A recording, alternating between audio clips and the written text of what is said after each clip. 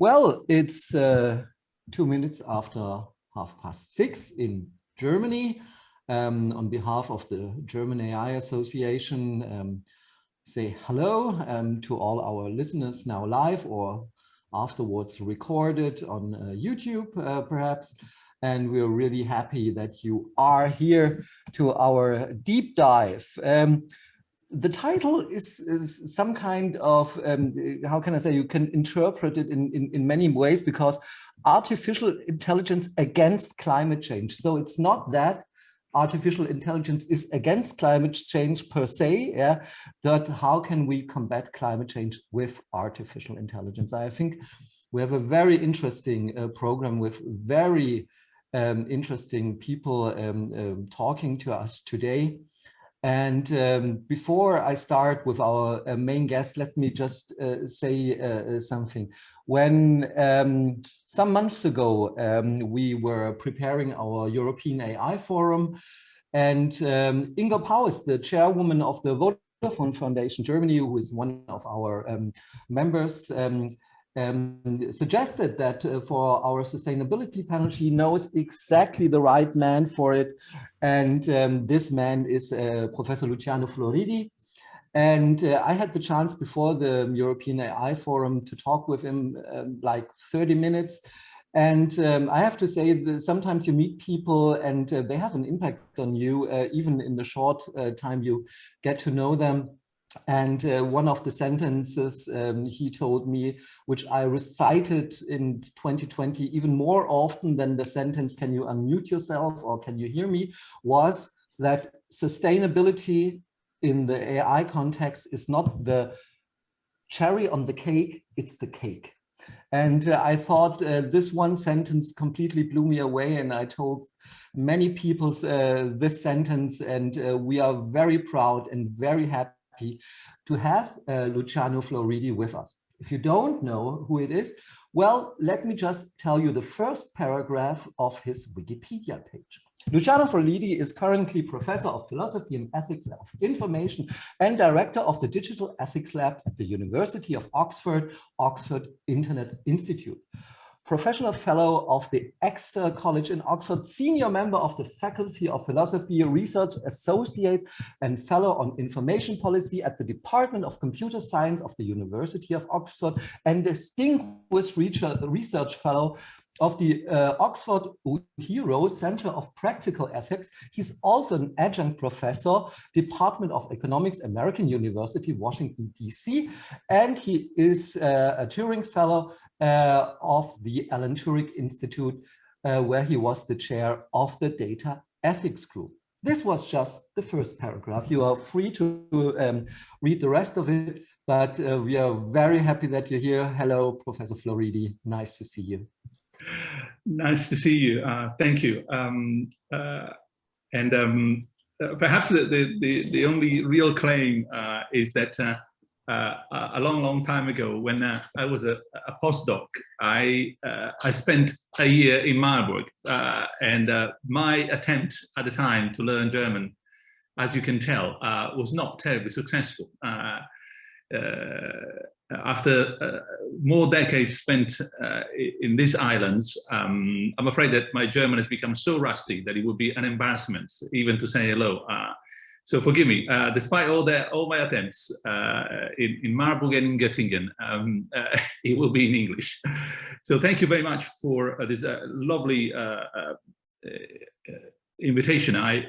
I hope I can contribute to the debate. I will give a quick presentation of a piece of work, a piece of research that we did with the Vodafone Institute. Perhaps just a quick premise on that particular point. We were, at the time, a couple of years ago, we were working on the impact of AI on the UN Sustainable Goals. What we were looking at was whether there were real AI projects around the world, natural language processing, submarine robotics, machine learning of all kinds, good sort of prologue kind of AI somewhere that were being deployed by real projects in the real world in support of one or more of the 17 UN Sustainable Goals. And at that time, we put together this database, which is actually an ongoing project. We have another couple of years of funding before completing that project. By the way, if you Google AI Sustainable Goal Oxford, you have access to the database. It's free, available online.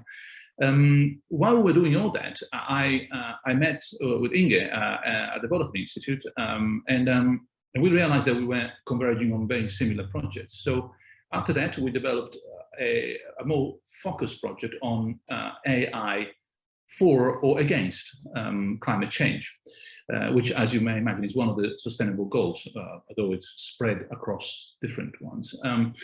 The presentation,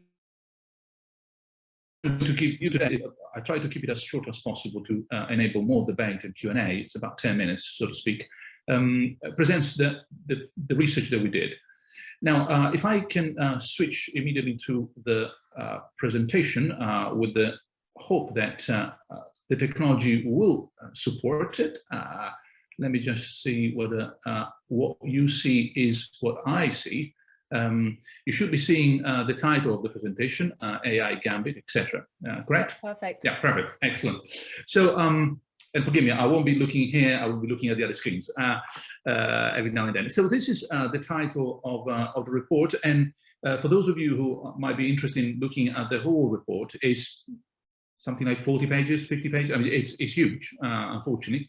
The bottom is the Open Access Social Science Research Network, SSRN. You may or may not be acquainted with that particular corner of the world. Well, it is deposited. The people on the right-hand side are the colleagues with whom I developed the project, John Cowles, Andrea Samados, Maria Jose Tadeo, and myself. Josh and Andreas are PhD students with us. Professor Tadeo is one of my colleagues, expert in cybersecurity at Oxford. The title really tells you the whole story. So the next slides are a comment on that title. Whether we can leverage AI to combat climate change, and looking at it, what opportunities there are, what challenges, and what recommendations. Now, this will be too wide, so the whole report, the whole research is very much focused on machine learning only, so you will not find anything there in terms of, say, for example, industrial robotics.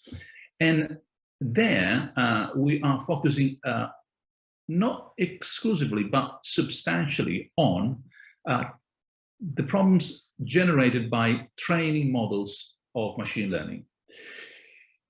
We did that because there's very little data on around the world, reliable data, that tell us anything about the real impact of AI as an umbrella concept. That could be anything from Siri, if you like to call it AI, all the way to the thermostat in my house, or the little robots that may or may not be cutting your grass. So we thought, no, in terms of doing real research, that would have been just a little bit too wide and unfeasible.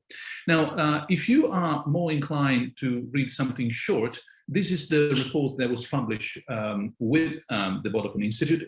You can download it from the Vodafone Institute website, and it also has an executive summary. So you can actually boil down the whole thing to 1 or 2 pages, and some of them contain some of the material I'm going to present now. Now, as we all know, this is just a reminder. I know that you know better than I do, but this is the amount of interest that, largely speaking, deep learning papers, in terms of numbers, show around the world. You can tell that North America and Europe, Central Asia are the lion's share, and how the whole thing has picked up since the last few years, 5 or 6, depending on how you count them. The next slide is old news, very old news, but allow me to show you this. You might have seen it already if you've been around for a while like me. It was news when the first time I presented it, a long, long time ago.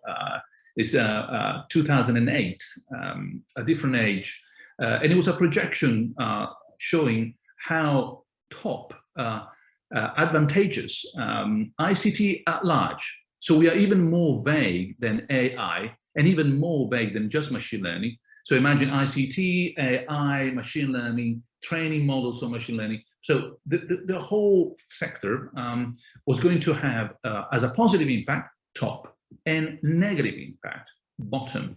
Now, for your surprise, those were years in which you had to explain to people that ICT consumes energy, and energy has to come from somewhere. Those were the days when people would actually feel the heat of the laptop on their thighs, on their legs. And then all you had to do is to remind them that there was Newtonian physics, that their heat was coming from somewhere. This also explains the title of the paper, why it is a gambit. For the non-chess players in the group, the idea is to have, at the very beginning of the game, you sacrifice a small piece, normally a pawn, in order tactically, you sacrifice it in order strategically to win. Sacrifice. There's something you actually, at the beginning, lose in order to win. Now, a lot of the things that we do in the world have that kind of worst first, better afterwards. I have had, unfortunately, cases of cancer in my family, and if you have ever been exposed to the sort of chemotherapy that someone has to undergo, that is exactly what I'm talking about. The chemotherapy tries to kill the cancer before it kills the patient. That's what I'm talking about here. By using AI to save the planet, allow me this broad sentence, we try to save the planet before we actually kill it, because we are using a lot of energy to do that. It's just that the idea is that what we get out of it is much, much more. Look at the top advantageous bits compared to the cost bottom dark. Now, fast forward now, and here is the summary of the paper. It's divided into 4 blocks. The green and the blue, that's my own personal phrase to explain how the green of all our habitats, natural, but not only, also urban environments, economic environments, political environments, can be helped by the blue of our technologies, which is not only AI, of course, is also ICT at large, meaning, for example, large data sets, the Internet of Things, platforms and so forth, internet web, etc. So the green and the blue is the marriage that we want to have, and harnessing the opportunity and addressing the challenges is the bulk of the report. I'll tell you a little bit more about the carbon footprint of AI, which is the negative side, the cost of all this, and the recommendations that end the report. So about the twin transitions, reminding you what we all know, this is the green and the blue, the way I read it in Europe, 6 Commission priorities between now and 2024, the Green Deal and a Europe fit for the digital age. Trust me, that is exactly what I've been saying for years, in terms of green and blue. The extraordinary thing is that finally we are there. It took a coronavirus crisis to get there.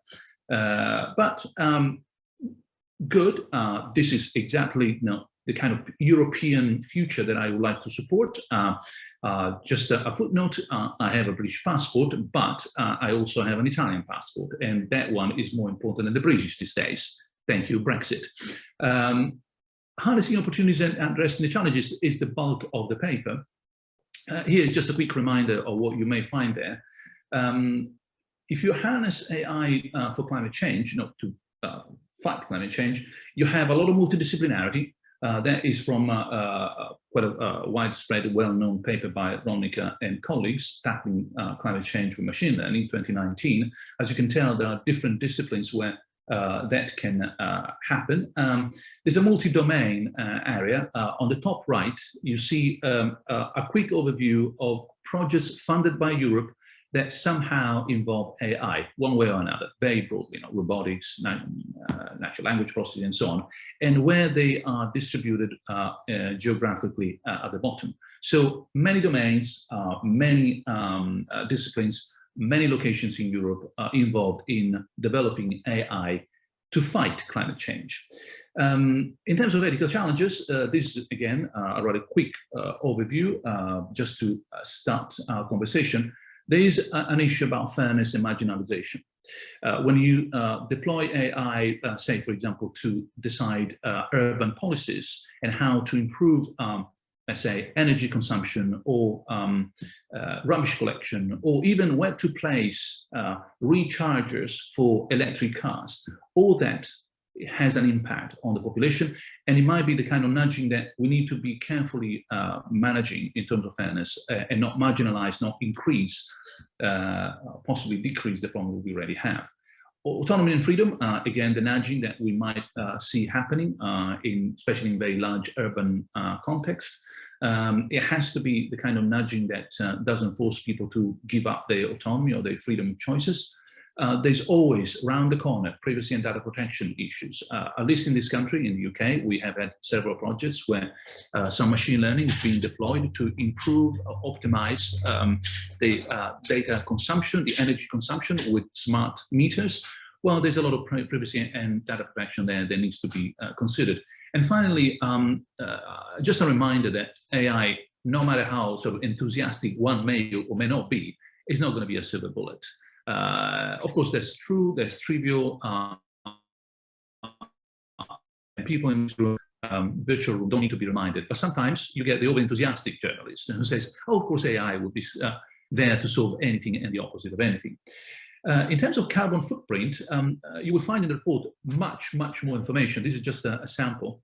One of the things that we did, especially one of us, Andreas, who's involved in the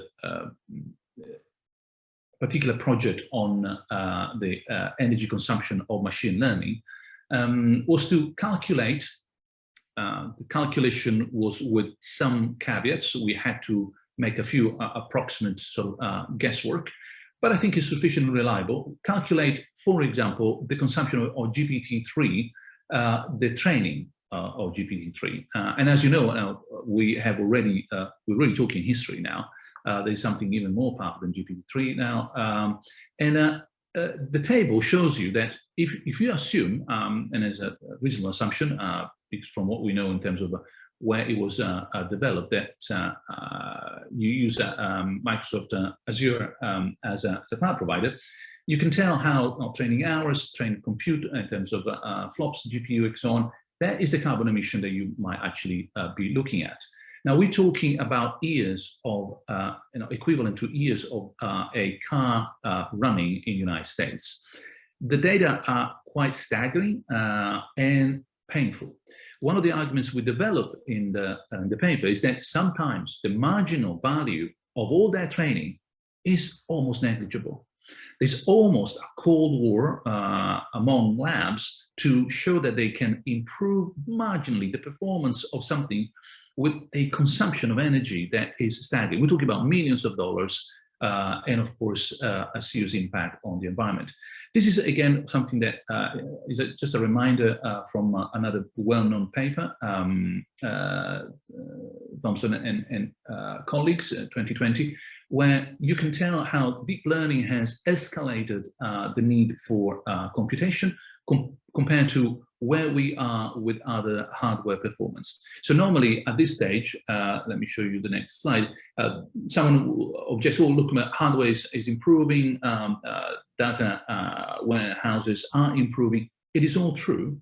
At the same time, that improvement is either keeping up / lagging behind the consumption that AI is also requiring. So we need to be very careful there. And there's more analysis in the paper if you want to check. Coming to the end of this quick presentation, I promise not to be too long. So this is really the last slides. The last slide. This is a summary of the recommendations we put forward in the paper.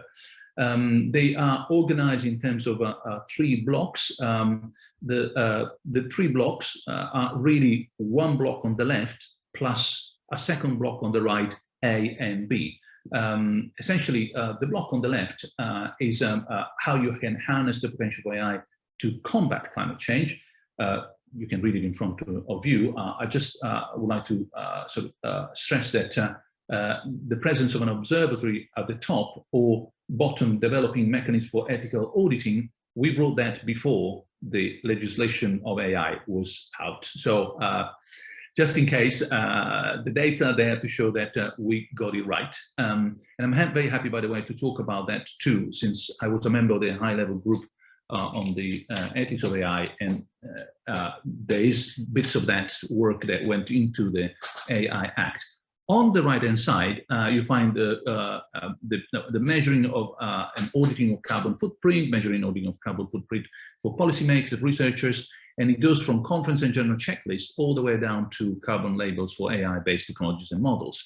Last point I want to stress here, it is quite extraordinary as that today you can buy a fridge and you know exactly the level of consumption and whether it has 5, 3, 4 stars and is it okay, A+, A-, etc. You can buy even a LED and it will tell you whether it's environmentally friendly or not, or how far it goes in terms of consumption. And yet all our ICT, most of them, I remember a few computer producer going in a different direction some years ago, but especially all our AI and machine learning models, etc., they don't come with that particular information attached. In fact, it's even difficult at the moment to find that information at conferences. One of the suggestions we make is to convince editors to require a clear indication of how impactful that particular model was during the training stage. I think we will see that the trade-off between improvements and consumption sometimes are not well balanced. I stop here because I hope there will be more Q&A, and I'm particularly keen to learn more rather than sort of preach to the choir, because I know that you know. So thank you very much. Thank you, Professor Floridi. It's not Sunday, so there's no preaching involved. So we are very happy for your input there, and thank you so much for it. To our attendees, you can ask questions, of course, in the chat, but you can also raise your hand, not in the camera, but there is a fantastic little icon there, reactions, and when you raise your hand, we can see if you have any questions for Professor Floridi, or also for our next inputs, because, and I'm very thankful, Professor Floridi, that you told us for the carbon print of GPT-3, because our head of the German AI Association, Bienert, is in very concrete plans of trying to get a European version of GPT-3, which is called LEAM, Large European AI Models. And with him for the next presentation is our head of sustainability at the German AI Association, Lukas Spreiter. Jörg and Lukas, we would like to see your presentation. And guys and girls and all the attendees, if you have any questions, put them in the chat or raise your hands, and we will do the first Q&A session after our next input. And so I give it to Jörg and Lukas.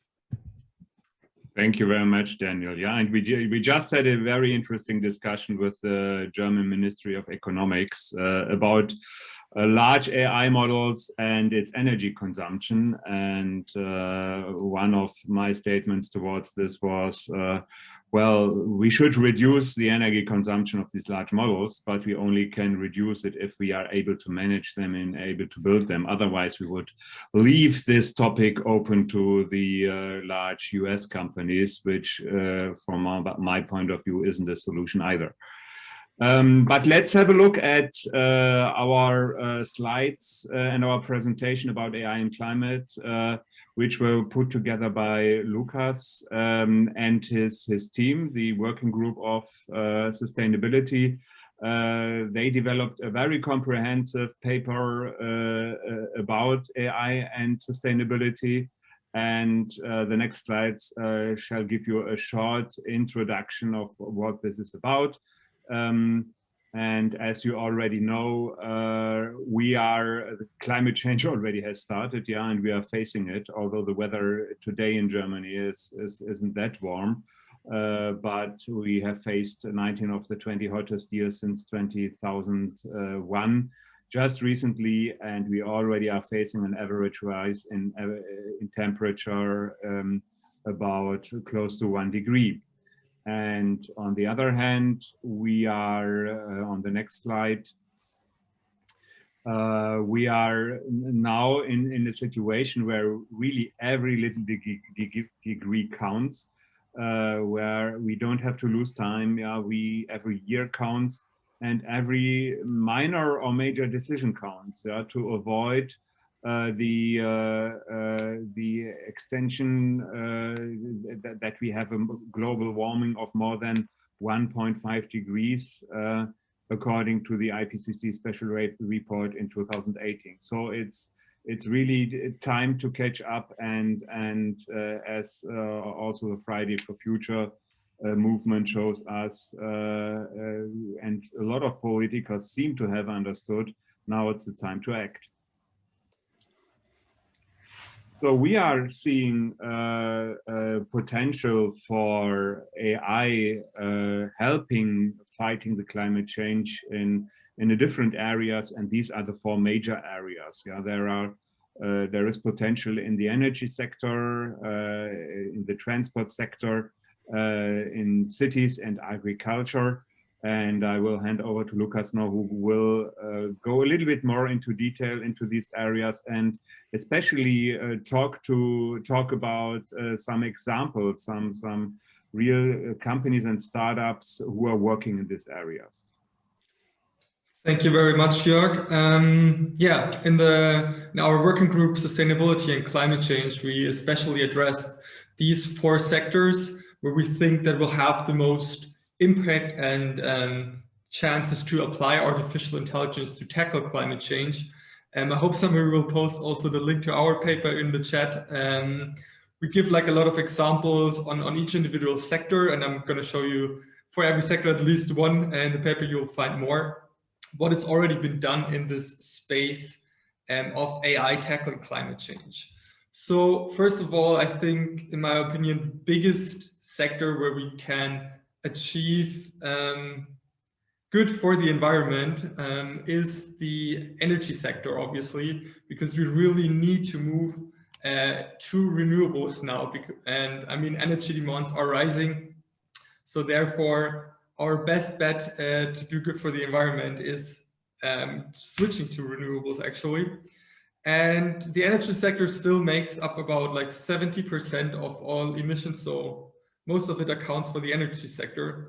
But one particular problem that we have with renewables is that we have a lot of new and very small stakeholders in energy grids. So when we're moving to renewables, usually we have like a few dozen of power plants that deliver a lot of energy to the grid. But now basically every house owner can put their own solar panels, or there are lots of initiatives putting wind power plants. So all these new stakeholders need to participate on the grid and feed power to the grid, and also get power back from the grid. Therefore, smart grids are heavily needed that run stable and can handle all these different stakeholders in the grid. And also, obviously, we need to extend our existing grids. So, the German company Gridhound looked at this problem, and the special problem that we can't even really see how our current grids are behaving because we don't have a lot of sensors in our grids. So what can we do about this?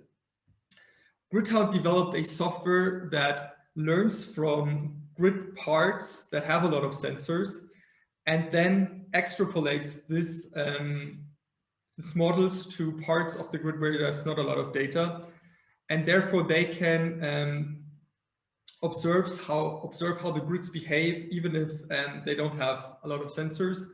And they're claiming that they can reduce the necessary sensors in a grid by 95%, achieving the same quality in grid monitoring as if there would be sensors. Also, they give advice, because they know how the state of the grid is at a location, on how to extend the grid to be able to integrate more stakeholders, especially obviously for renewables. The next sector we've been looking at is logistics. Logistics, obviously, the transport of goods also produces a lot of carbon emissions. And today, this is still pretty inefficient on many levels.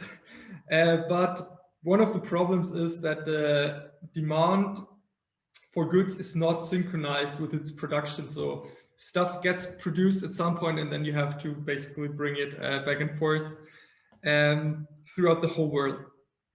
So the Bulgarian startup Transmetrics tries to optimize this whole process by bringing the assets basically closer and the goods basically closer to where the demand is. Obviously, for that, we need to know where the demand is, and therefore they have built a forecasting engine that forecasts when there will be demand for which goods, and therefore they can decide where to produce goods, where to store them, and then also they are optimizing on the routes so that trucks and ships and planes don't have to go so far anymore. They are also claiming that they can save 20% in operations costs and 8 to 10% in total transportation costs. So on the one side, this is bringing down the costs, which is good for the transportation companies. But on the other hand, this is also obviously bringing down emissions because goods don't have to be transported around so much anymore. The agriculture sector is a little bit small. It's accounting for around 7 to 8% of total carbon emissions. But the bad thing is that it's producing a lot of methane, and methane is around 20 times as bad for the environment as carbon dioxide is. And methane in agriculture is mainly produced by keeping cattle, by keeping animals, and by the fertilization of the crops. So precision farming is actually a discipline that is trying to bring down fertilization and the use of resources. By just giving every plant as much fertilizer and as water as it needs, we can really bring down fertilization here. And Agravis, a German company, is trying to do that in a data-driven fashion. What they do is they combine satellite data, soil samples, yield maps, and all that they can get for a specific field. And then for each square meter of that field, they calculate the perfect fertilizer composition, how much seed they will need to bring out on that field on every square meter, and also how much water they will have to bring out, depending also on weather reports. They're claiming that they can increase the yield by 10% without using more resources and even decreasing the amount of resources as needed. Another thing that they are working on, is not in the slide, but I found is very interesting, is that they also are trying to optimize the food for the animals so that they are producing less methane. And last but not least, cities are obviously also one of the biggest drivers in carbon emissions, because obviously a lot of people live in cities, a lot of industry is there, everything's quite packed, and around 70% of emissions are done within cities. There's lots of potential in cities to bring down emissions with artificial intelligence, but the main sectors cities are looking right now are energy and mobility. So to bring people to use more public transport, to bring down energy usage of buildings, to distribute energy in a smart fashion, all these kinds of topics, AI can help us to apply. And this is not really, the next example is not really a final product, but I think it's worth mentioning because it is a really nice approach on tackling the problem. And it's called AI for Cities, which is more or less a competition run by 6 European cities: Amsterdam, Copenhagen, Helsinki, Paris, Tallinn, and Stavanger. And these 6 cities set out that they want to reduce their carbon emissions 55% until 2030 and 95% until 2050. And they want other companies to help them achieve this goal. And the way they do this is a pre-commercial procurement challenge. It happens in 3 phases.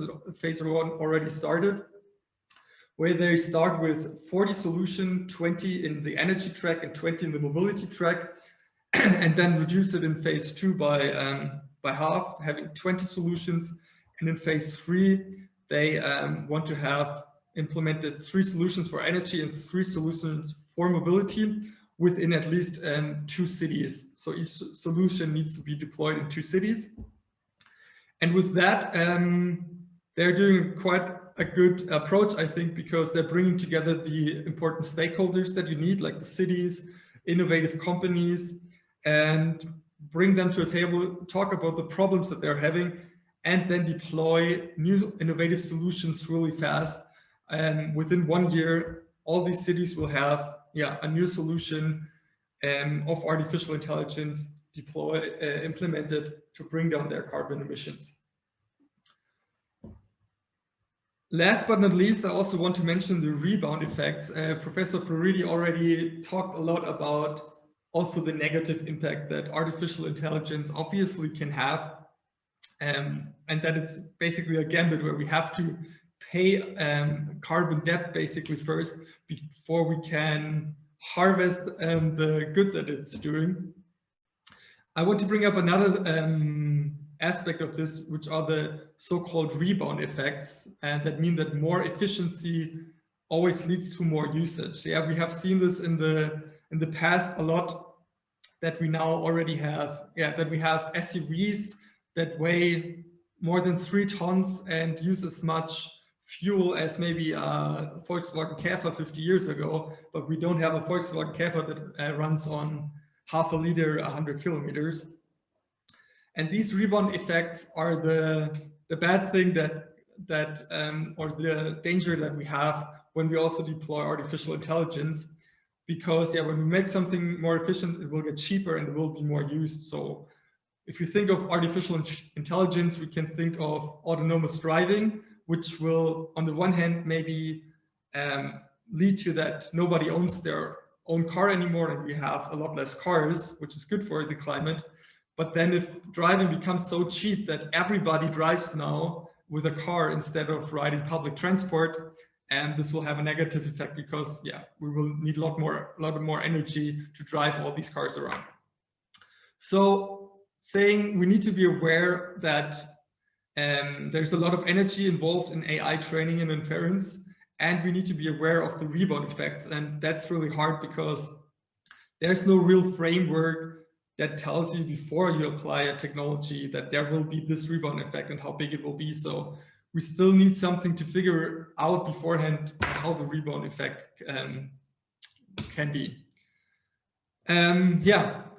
We nailed our paper down to 7 points, and where we think that AI that need to be done, and that AI can be applied for the climate, and Jörg will tell you more about this.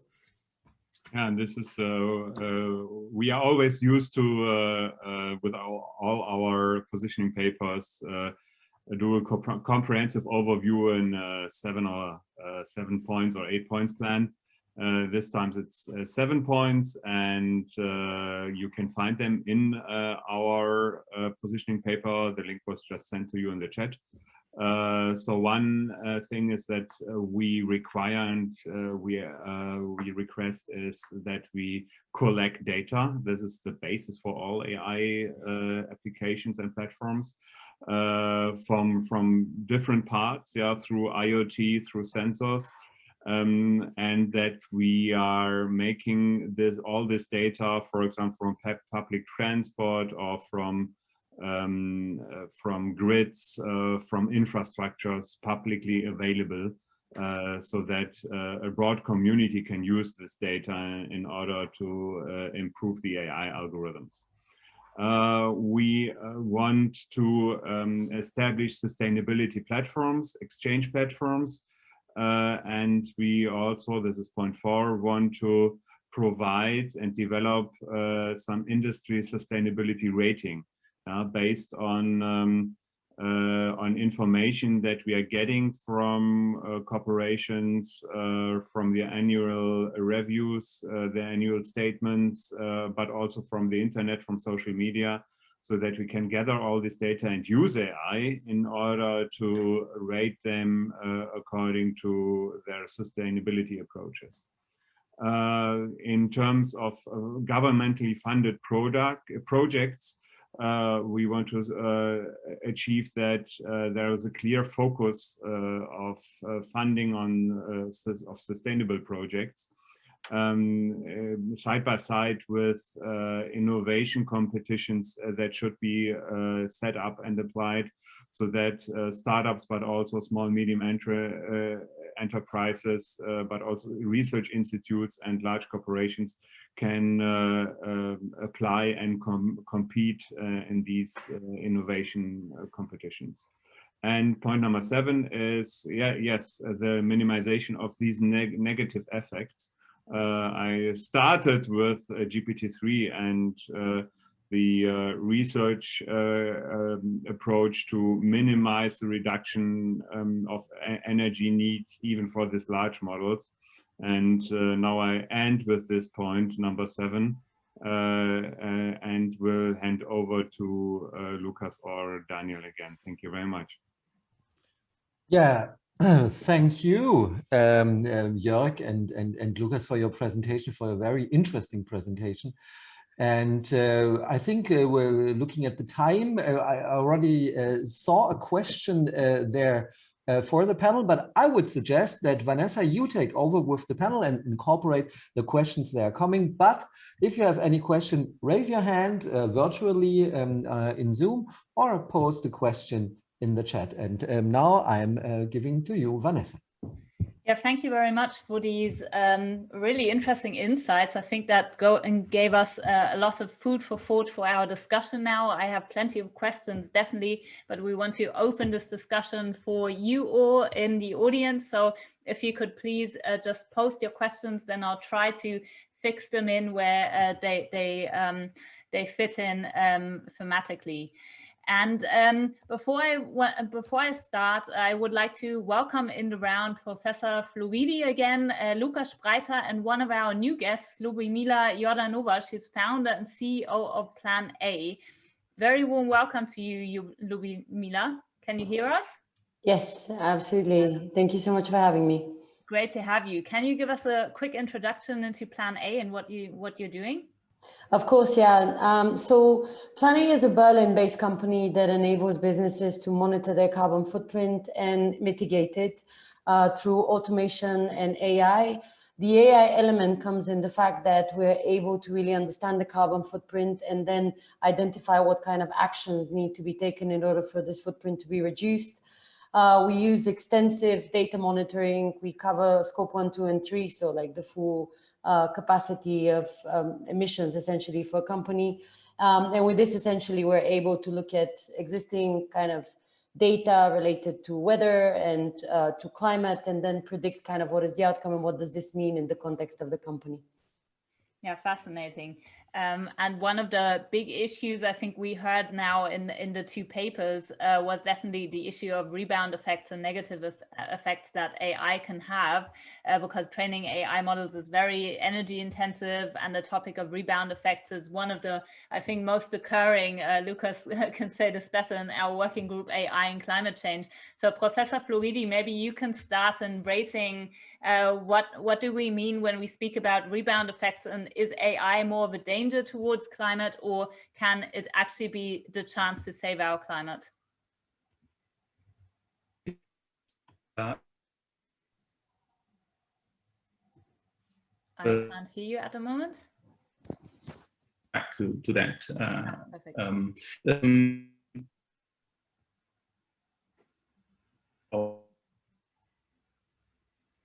As we heard, as the technology becomes cheaper, it also becomes more widely spread.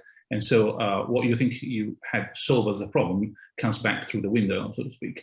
But having said that, I hope I didn't give you the wrong impression in the presentation.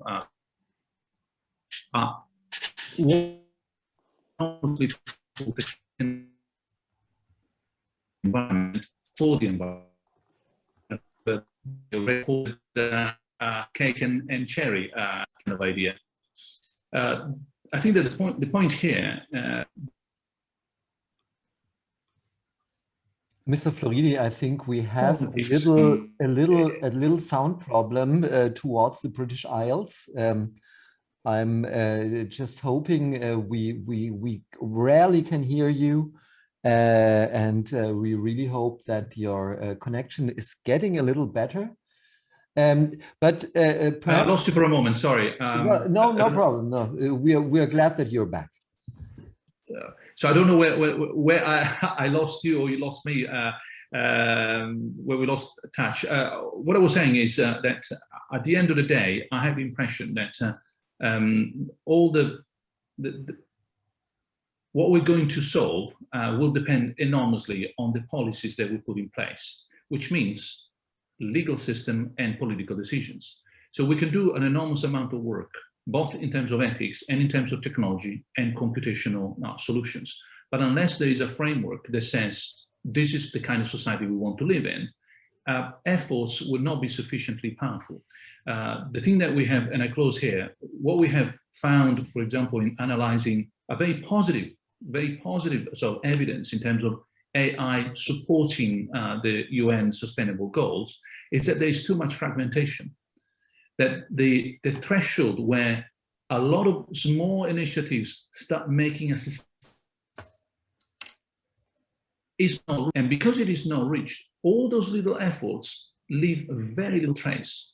Last point I promise is we need, in order to reach that systemic difference, we need to reach a sufficient level of coordination.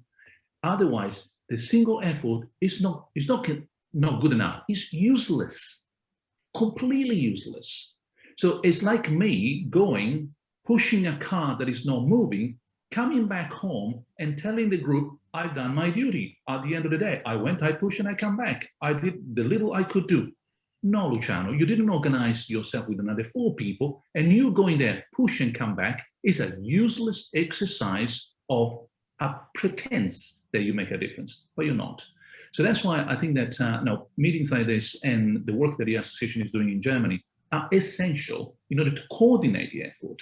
So I'm really glad that I heard that the government is also involved. And I'll stop here.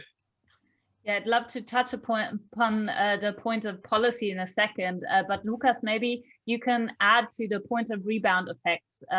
You still see, despite the rebound effects, AI as key to solving climate change. Maybe you can elaborate on that.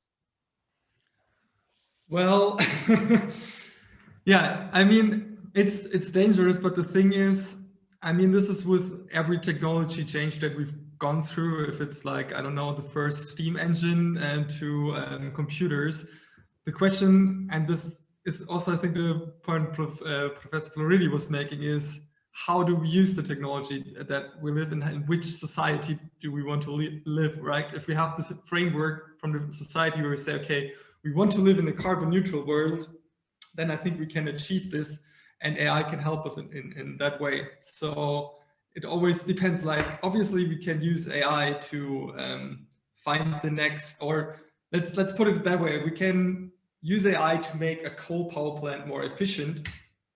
That will also reduce emissions maybe a little bit.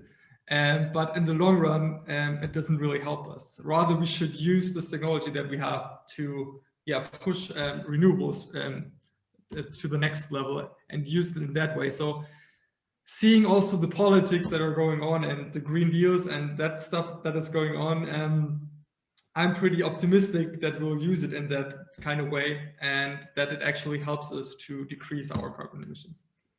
Yeah, I think Lubomila, you're the perfect expert to elaborate on how we can use technology to improve our carbon footprint, because that's what you're doing at PlanA. You're helping companies to improve their carbon footprint, also with the help of technology. So maybe you can elaborate on what advice you give your clients to reduce their carbon emissions and what kind of AI solution you might suggest in this course. Absolutely, yeah. Well, I think this topic is really comprehensive. I think fantastic examples were already given by Lucas and with the white paper that has been created. I think one of the key focus areas that we have is related to energy. Another one is, of course, related to transport. Another one is related to water. And then the final one is related to waste. These 4 kind of pillars are by themselves close to like 3/5 of the GHG emissions of many industries. So if you tackle them effectively, you essentially are being able to work quite on a deep level with the emissions and the improvement in the emissions of these particular companies. So maybe going one after the other, like if you look at energy, AI has really the potential to drive higher efficiency in the energy sector through intelligent grid systems, and also like using predictive capabilities, you're able to manage demand and supply. There's also devices that can support with that, but essentially optimizing the use of energy. When it comes to water, this is something that really is not covered a lot in detail. And I'm personally really concerned about that, because if you look at the statistics, it's really grim to anticipate what's happening until 2100 with like cities like London not having access to fresh water. For water, the case is that if you apply AI and water resource management, you're able to essentially predict and monitor a lot better kind of what is being consumed and reduce or even eliminate all the waste. We have quite old legacy systems and infrastructures in Europe, all across the world actually, but Europe is definitely not doing quite well. And that is something that really requires technology to be applied to that. And then transport is kind of maybe a bit more straightforward. It's basically something that was mentioned, so I'm not going to go a lot in detail there. So these are just a few examples, and maybe just to give a nudge about like what is our software doing. We combine a lot of different resources from the data systems of a company and then connect them to our software. Where data is missing, we're able to predict it using a lot of different kind of existing models and data sets. So we fill the gaps. And then whatever the outcome is, the analysis of the status quo is, we end up essentially turning this into recommendations through using algorithms that have looked into what are the possibilities to respond to the emissions and how you can reduce. Thank you for the great examples. Yeah, we have a couple of questions from the audience. Astrid Berger, do you want to unmute yourself? Yes, I'd like to. Thanks, Vanessa. I'm Astrid Berger, and I'm in close collaboration at the moment with the University of Vienna. And in person, this is Professor Michael Wagreich, who was part of the Anthropocene Working Group. And this week, I learned that this team of experts has just passed the quality gate to terminate the Holocene, which is by now the geological time that we defined to live in. And by 1950, they now call it the Anthropocene. This is not yet formalized, but this might speed up the need for artificial intelligence, which goes far beyond the footprint, the carbon footprint. It goes more into the triple bottom line. My question, I don't know to whom of you, because those were all excellent speeches.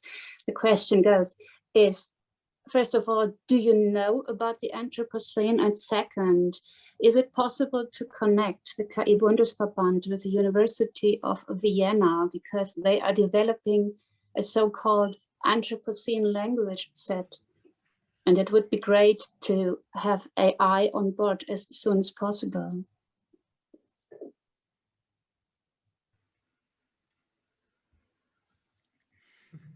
Maybe that's a question to anyone who's heard of the Anthropocene. Lucas, Mr. Floridi.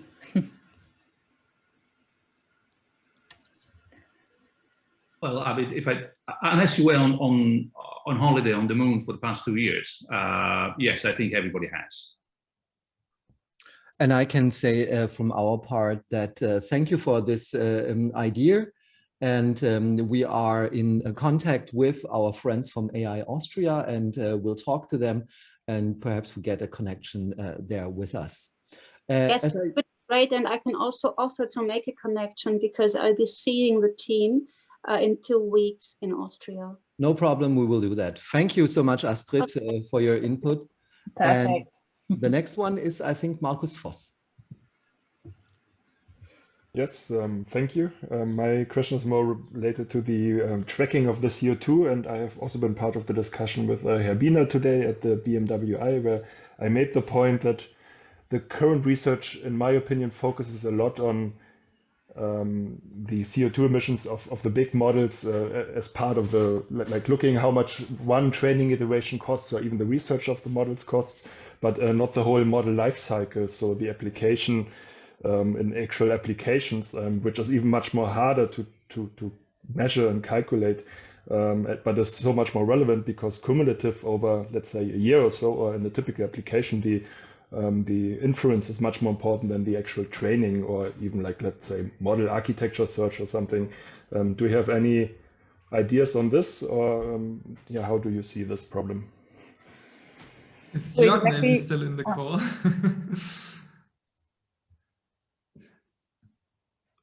I wonder whether I might just quickly comment on this, just to say that to also echo what we heard before about the report, we need much more information. We don't have the data.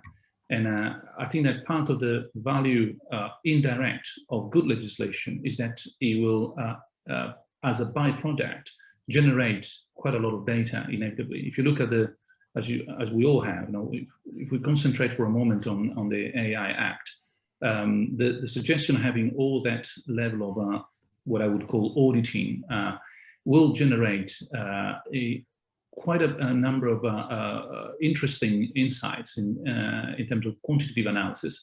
But at the moment, I think that a lot of the work that is being done is good guesswork, but you need to start putting data points here and there and try to fill gaps that are so wide that the margin of error is huge, and basing policy on evidence that is so shaky becomes a little bit risky. So I would welcome initiatives, again, at the European level, perhaps at the national level, where we invite strongly, with incentives perhaps, or disincentives, those who produce the AI and use the AI question to generate the relevant data so that we can do better. But maybe I'm in a blind spot and there's more out there that I haven't seen. Yeah, maybe if I can add to the training inference discussion. I actually don't know too lot about like the language models and their inference energy requirements. I can assume that they are pretty high then as well, because I mean, at the end we have pretty large models, and if they are ran, I don't know, a couple million times a day, then and then also on way more computers, like then we probably also have an inference problem here that might potentially be bigger than the training problem as well. But on another note, it also depends on, I mean, this is then language model specific, but like if you, for example, have an AI that actually saves emissions by making stuff more efficient, then you don't have the inference problem, at least, and you only have like the training problem, where you, in the end, without getting something immediately, you have to put in a lot of energy while training it. And then during inference, when you actually deploy the model and making things more efficient, you would actually save energy. So maybe, I don't know, we should focus more on these kind of solutions that actually save us energy while using them, and not so much anymore on the solutions that still need a lot of energy also while they are in implementation. I think we have time for one or two more questions. There's one from Mariska for you, Lubomila. I still notice that the implementation of the AI solutions often still fails because of missing or bad data, especially for corporate ecological management. What are your experiences there? I think the failure of accurate carbon accounting is not even only visible in terms of the training maybe of AI models, but just in general with basic reporting. So the problem is massive. What we have started doing is, because we have now quite a solid sample of types of businesses we work with, so different industries, but then repeat customers that are from the same industry. We started templatizing basically the experience we take them through in terms of like the reduction activities, and started basically testing if our models are accurate in terms of achieving certain reductions as predicted. And what we started learning was that probably like after we've done 10 use cases of the same type of industry, more or less the same size of a client, the reduction result and the reduction potential are at 70% accurate. So that's a way for us that have taken to tackle the problem that is of bad data. But going to the previous comments that were made, I think we still are going to have to take quite a lot of effort in order for this qualitative, at this stage, analysis on many topics to turn into something that is really driven by data, quantitative. Yeah, so that's maybe learning from PlanA. Masha has touched upon the point of policy. It has been stated that government funding should focus on sustainable projects only. Could you please elaborate on that? I think that was one point that you made, Lucas, right? Especially in the government funding. Sorry, can you repeat the question? It has been stated that government funding should focus on sustainable projects. Could you elaborate on that, and how should a funding scheme look like? Yeah, thanks. Well, yeah, I mean, obviously, we're not saying that solely only we should put funding into sustainable project, but in my opinion, sustainable projects definitely should be prioritized and more money should be put into them. Luckily, we already see that funding is shifted into this direction. And then the second point is, how should this be done? In Germany and in Europe, I see the problem that a lot of money is going into a lot of research, which is good. It's not a bad thing. But what we need more is funding that is actually directed towards implementing solutions, and that really quickly. That's one of the reasons I'm such a fan of AI for Cities, and I'm bringing up all the time, because it is directed toward really bringing solutions to do good and to do work, right? So AI for Cities, as mentioned, is basically a one-year program of Horizon 2020, where these cities want to have solutions deployed as fast as possible. So you really need to prove that you're able to implement the solution after this year. And this brings different stakeholders on the table and implements the solutions very fast. And the other thing it does really good is that, and this is especially good for small companies, is that you get paid very fast, or you don't have to fill out a lot of forms at first, and everything gets paid 100% basically. And with other funding that we have from the government now, it's like, it's a 60% funding, but your company needs to have a certain amount of size, and then you have to pay everything up front, and then after 2 years you get paid. So oftentimes funding works like this, and this is not suitable for small, innovative, fast companies. So what we're saying is fund more sustainable projects and fund them in a way that innovative companies profit from this funding and roll out solutions in that field pretty fast. Great. Even though it's getting late, there's one last question open and I wouldn't want to miss it. Oliver asked already late ago, and we nearly missed this question. Considering the strong increase of edge computing and also edge AI, what are the implications for sustainable AI? Professor Floridi, maybe you can comment on this? Yes, no, I think that's a good idea, good question. Edge AI means more local processing, more hardware involved. So that could definitely help. I'm not sure it's the solution, but it could be a bit of a help in the right direction, my impression. I wonder whether I might quickly comment on the previous point that Lucas Spreiter made very correctly. I think that in terms of incentivized things, for example, also like AI Edge or Edge AI, well, European grants, for example, could require some transparency about resource consumption and climate impact. And definitely, if you look at, I hope that there will be a chance of improving the legislation, because at the moment, if you look at the high risk threshold in terms of AI Act, very little is said in terms of sustainability and environment. All the risks are calculated, considered, etc. in terms of anthropocentric perspective. It's about us, which is fine, but it has to be about us and the environment. So we need to add that particular chapter to the legislation. So more action in that direction would be really very welcome. Thank you so much, Professor Floridi, and also to our other panelists, Lubomila, Lukas, and also Jörg Bienert, our chairman. It was great to speak to all of you and discuss this really important topic that's at the heart and core of the KI Bundesverband. Lukas, maybe you can say just a couple of words to how people can get involved in the working group.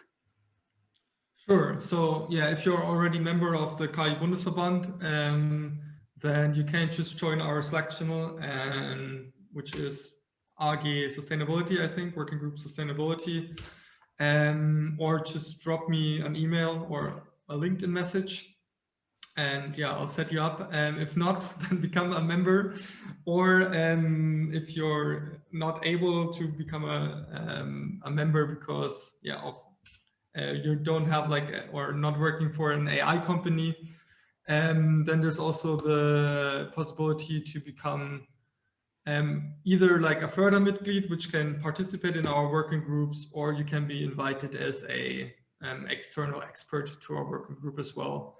In any case, you can just write me a message or contact Vanessa, for example, as well. Perfect. Thank you, Lukas. And it would be great to see you all again, either at our working group or our next very big event is coming up on the 30th of June, our European AI Forum, where we partner up with all the European AI associations that are part of our network. I think there's 9 now. So it would be great to see you there again. And goodbye. Have a good evening. Thank you and goodbye. Have a great day. Bye. Bye. Bye. Bye. Bye.